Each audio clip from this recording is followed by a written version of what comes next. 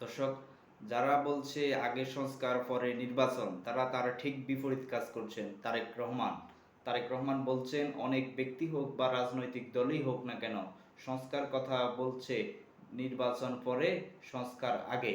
আপনাদের সকলের কাছে আমি একটি প্রশ্ন রাখতে চাই, যারা বলছে আগে সংস্কার পরে নির্বাচন, তাদের ক্ষেত্রে আমরা কি দেখছি?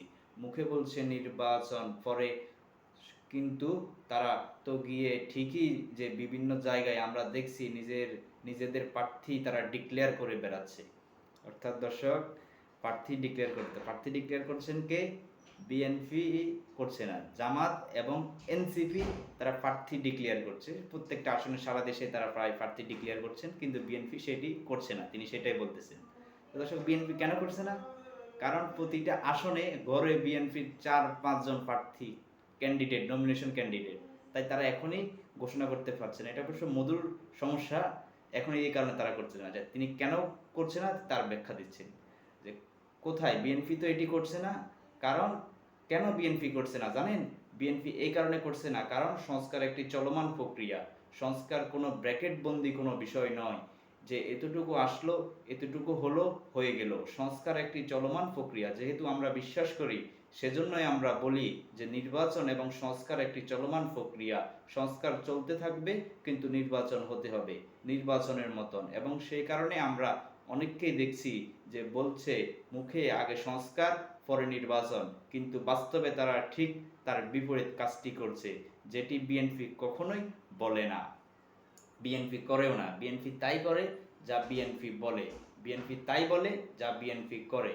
তাদের কতজন ব্যক্তি সেই সময় স্বৈরাচার শেখ হাসিনার রক্তচক্ষুকে উপেক্ষা করে সংস্কার করার কথা সাহস করে বলতে পেরেছিল? আজকে যারা সংস্কারের কথা বলছে, তারা বিএনপির নেতা কর্মীর মতন কতগুলো মামলা খেয়েছে, কতদিন অত্যাচারিত, কতদিন কতজনের ঘর বাড়ি ভাঙা হয়েছে, কতজনকে আদালতের বারান্দায় সপ্তাহে 7 দিনের 5 দিন গুড়গুড় করতে হয়েছে? হয়নি, খুঁজে দেখেন, কখনোই হয়নি। যারা আজকে জোর গলায় সংস্কারের কথা বলছে, বিএনপি কেন সংস্কারের কথা বলছে? কারণ বিএনপির অভিজ্ঞতা আছে। যেটি বিএনপি সরকারে থাক, বিএনপি বিরোধী দলে থাক, বিএনপি সকল সময় জনগণের সাথে সম্পর্কিত। হতে পারে আমাদের বিভিন্ন সীমাবদ্ধতা আছে, কিন্তু আমরা সকল সময় চেষ্টা করি জনগণের সাথে থাকতে, জনগণকে সাথে রাখতে। সে কারণেই আমরা কষ্টের সময়, নির্যাতনের সময় আমরা সংস্কারের কথা বলছি। কারণ আমরা অভিজ্ঞতা দিয়ে, সব কিছু দিয়ে আমরা অনুভব করেছি যে এই দেশের মানুষের ভাগ্যের পরিবর্তন করতে হলে সংস্কারের প্রয়োজন আছে। ক্ষেত্র বিশেষে বিভিন্নভাবে সংস্কারের প্রয়োজন আছে। তো দর্শক, তারেক রহমান একটু কথা কম বলেন, কিন্তু তার আজকে যে কথাটি বলেছেন এর কিন্তু অনেক ভ্যালু আছে।